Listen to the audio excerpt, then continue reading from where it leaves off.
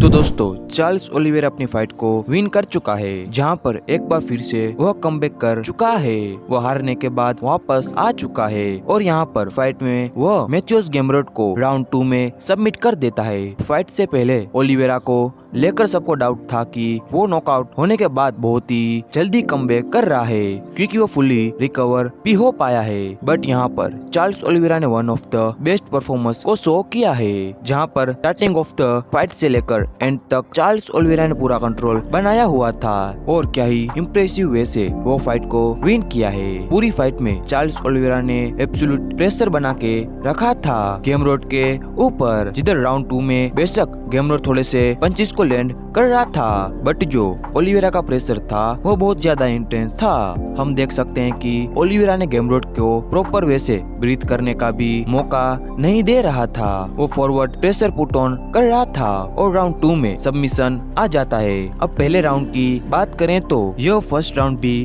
काफी एक्साइटिंग है, जहां पर गैम्रोट ओलिवेरा के ऊपर एक अर्ली टेक डाउन कर लेता है, पर बिना कोई टाइम वेस्ट किए एकदम से चार्ल्स ओलिवेरा उस पोजीशन को चेंज कर देता है और वहां पर Charles Oliveira multiple times try करता है वो गैम्रोट के ऊपर सबमिशन को लगा दे, बट जब उसे यहाँ पर सबमिशन नहीं मिलता है तो वो स्विच कर जाता है रियर नेकेड चोक पर, जहाँ पर गैम्रोट फुली अवेयर था। वो बहुत ही अच्छे से डिफेंस कर लेता है, पर मेन बात यहाँ पर यह है कि गैम्रोट ओलिवेरा को ग्राउंड पे लेके गया था, पर जब ग्राउंड गेम की बात करते हैं तो पूरा कंट्रोल चार्ल्स ओलिवेरा का था। अब इसके बाद राउंड 2 की बात करें तो हम क्लियरली देख सकते थे कि पहले राउंड के कंपैरिजन में राउंड 2 में चार्ल्स ओलिवेरा और ज्यादा एग्रेसिव आता है। जैसे मैंने पहले कहा कि इस राउंड में ओलिवेरा ने मौका ही नहीं दिया गैम्रोट को सेटल होने का, वो कंटिन्यूसली उसे बैकवर्ड मूव करवा रहा था। अब यहाँ पर तुम बोल सकते हो कि हल्की सी चार्ल्स ओलिवेरा की चिन भी टेस्ट होगी, जहाँ पर बैकवर्ड मूव करते हुए गैम्रोट उसके ऊपर पंचेस को थ्रो कर रहा था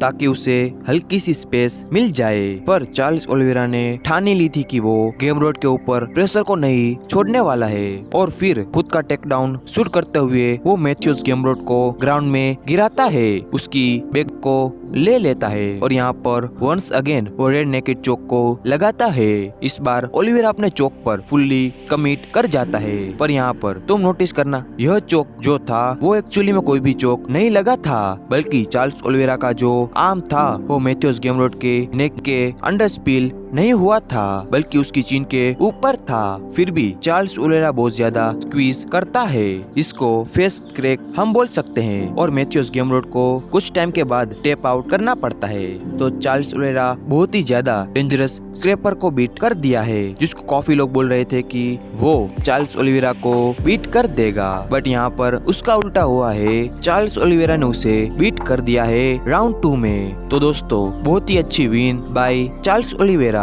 जहाँ पर हमने UFC 317 में उसे नॉकआउट होता हुआ देखा था, बट यहाँ पर ये फाइट नाइट इवेंट में चार्ल्स ओलिवेरा ने अपना कमबैक कर लिया है, वो भी बहुत ही इम्प्रेसिव वे से। उसने राउंड 2 में मैथ्यूस गैम्रोट को सबमिट कर दिया है और ये फाइट विन कर ली है। तो दोस्तों आपने ये इवेंट देखा था या फिर नहीं, और आपको ये चार्ल्स ओलिवेरा वर्सेस मैथ्यूस गैम्रोट की फाइट कैसी लगी, आप नीचे कमेंट सेक्शन में जरूर बता सकते हो। तो दोस्तों ये थी आज की वीडियो। अगर वीडियो पसंद आई हो तो वीडियो को लाइक और चैनल को सब्सक्राइब जरूर से कर देना, ऐसे UFC और MMA related news update Hindi में देखने के लिए। तो मिलते हैं जल्दी ही नेक्स्ट वीडियो में।